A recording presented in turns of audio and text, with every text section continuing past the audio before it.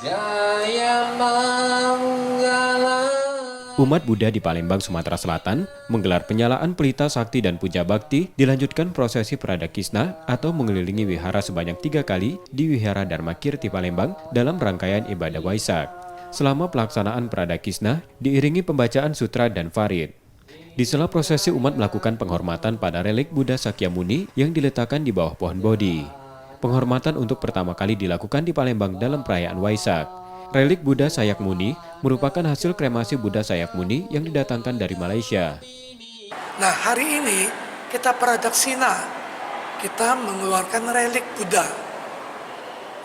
Ini juga relik Buddha adalah hasil ketika Buddha Sakyamuni dikremasi, menghasilkan relik yang sampai sekarang ada di seluruh dunia, termasuk Dharma Kirti, mempunyai berkah. Kita mendapatkan bagian juga relik ini pada tahun yang lalu, 2022. Ya, 2022 di Malaysia kita mendapatkan, kita bawa ke Palembang.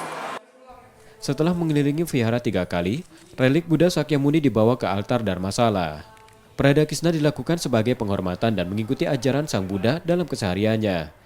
Trisuci Waisak ini mengisahkan kehidupan dari Siddhartha Gautama, mulai dari dilahirkan, pencerahan sempurna, hingga menuju parinibbana.